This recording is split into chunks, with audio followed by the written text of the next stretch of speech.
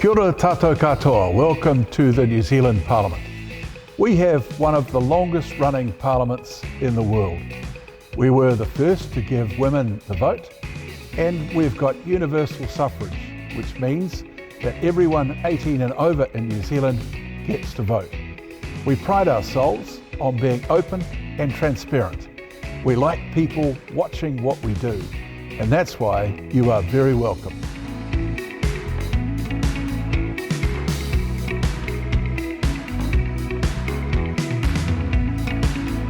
It was 1854 when Parliament first sat in Auckland, but in 2015, Wellington celebrated 150 years as New Zealand's capital, and these grounds are steeped in the history of our country. It was right here in 1868 that Frederick Nene Russell, Mete Kingi Te Rangi Paitahi, Tareha Te Moana Nui and John Patterson took their places as the first Māori MPs. More than 100 years later, the Māori language was recognised as an official language of Aotearoa New Zealand in 1987. New Zealand's parliament was the first in the world to give women the right to vote in 1893. New Zealand became a dominion in 1907 and self-governing in 1947, with Her Majesty the Queen opening Parliament for the first time in 1954.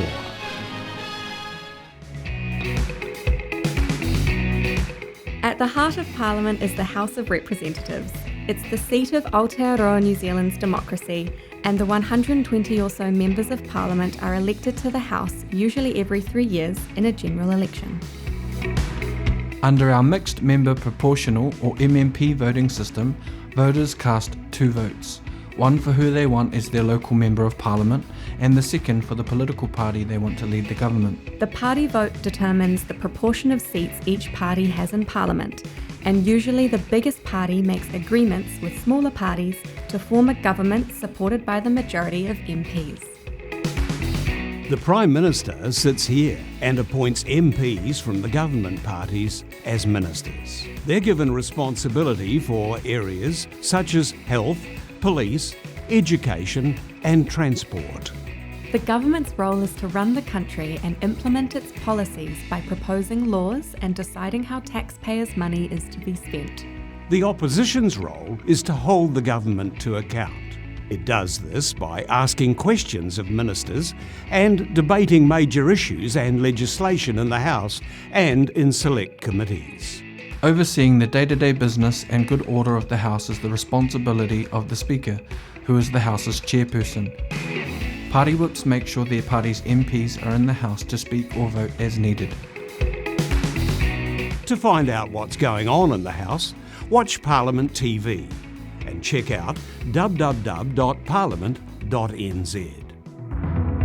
Only Parliament can pass new laws or improve or remove old ones. A proposed law is called a bill, and for a bill to become a law, it has to go through a rigorous process. First, the bill's introduced to the House and it has its first reading debate.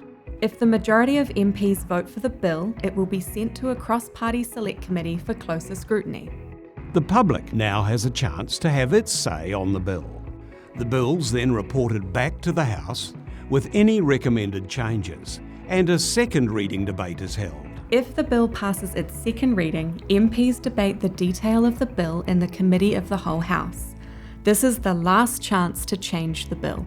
The bill then has its third and final reading, and if it passes, it's sent to the Sovereign, represented by the Governor-General, for royal assent, and it becomes New Zealand law.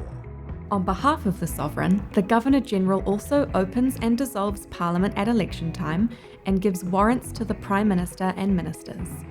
So, our Parliament has 5 functions: to represent the people of New Zealand, to provide a government from its members, to scrutinise decisions and hold the government to account, to approve how taxpayer money is spent, and to make laws for our country.